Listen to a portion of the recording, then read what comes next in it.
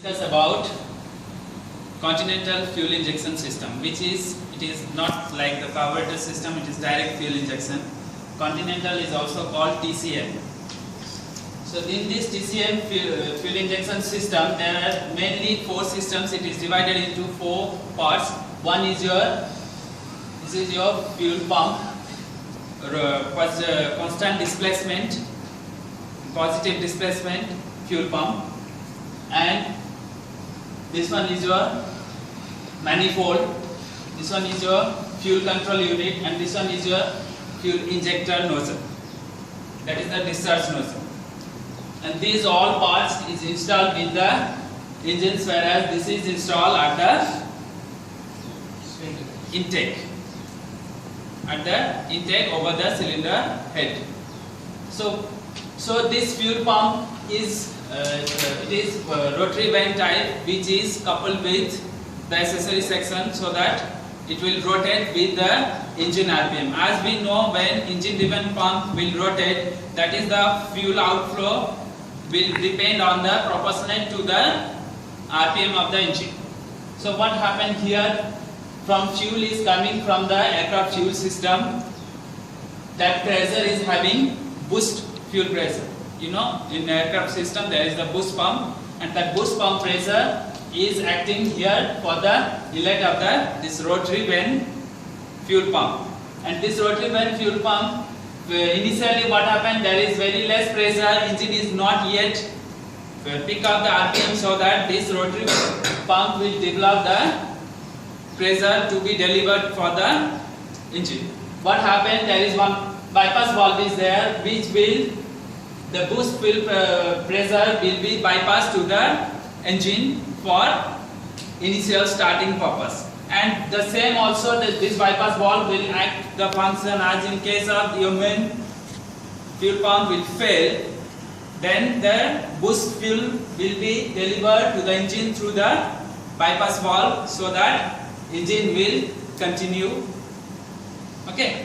So next, what happened with this fuel pump, then another vapor separator is there, because we are using direct injection, so that there should not be any vapor with the fuel, because after this pump there is the fuel metering unit which will meter the fuel. If the vapor will present, then the metering will not be proportional to the requirement. So this is a swirling well type. In the swirling well, what happens, the fuel will swirl, and when it will swirl, the vapor will come up. Okay, there is another orifice which is connected to the return line to the fuel tank, so that all vapors will be returned through this line to the fuel tank. Then remaining positive fuel will be pressurized by this pump and delivered to the next component, your fuel control unit. And there is one bypass valve also there, that is the diaphragm type fuel control unit, where it is metered. Now this fuel is unmetered fuel. Unmetered fuel is now at the input of the metering unit. And here the fuel will be metered as per the mass of airflow. How here we are calculating the mass of airflow? We are not calculating the mass of airflow by taking the air pressure. Okay, here it is, we are taking the position of the butterfly valve in the venturi.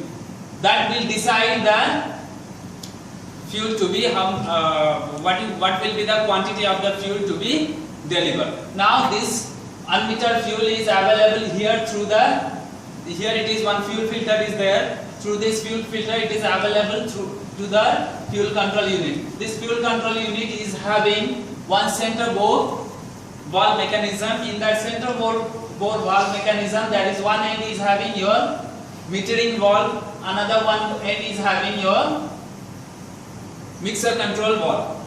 So in mixer control valve, we can make the mixers rich mixer or rich mixer, and this may be manual mixer control, or sometimes we use automatic mixer controls. And this is linked to the cockpit, where it is manually controlled by the pilot for the mixer setting.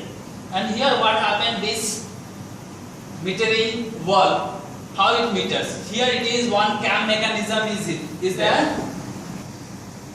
Fuel metering unit through the strainer which is installed in the fuel metering unit.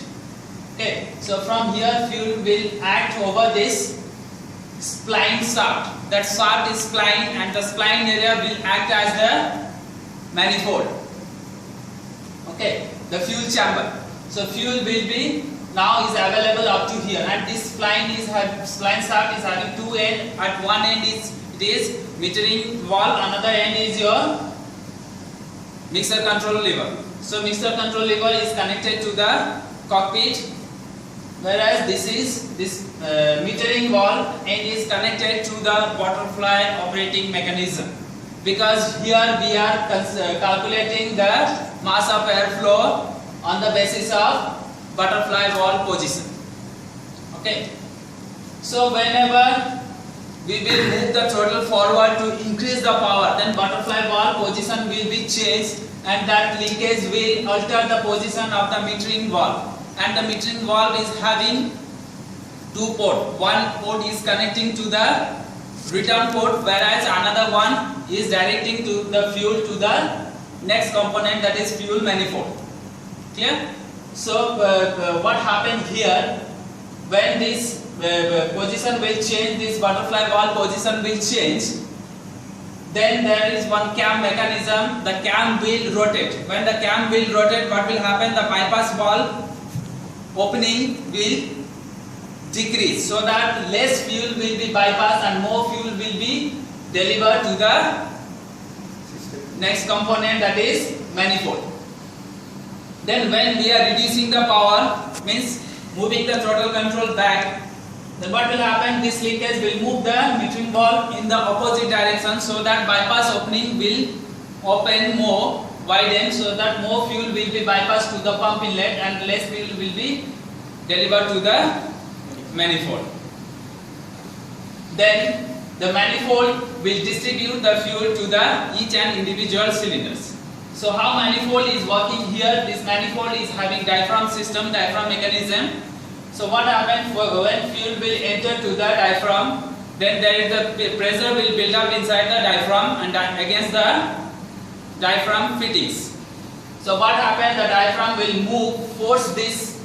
There is one spindle valve which will force downward, and that will open the passage to for the fuel to travel to the fuel nozzle. So this passage, when it is going downward, then the fuel pressure will be, fuel deliver will be continue, means the passage will open. When it will come back, then the passage will close. So it is moving up and down here by opening and closing the openings to the each and individual cylinders. For example, if it is having 6-cylinder engine, then there are 6 openings through this manifold assembly. That manifold assembly also work like a distributor and divider.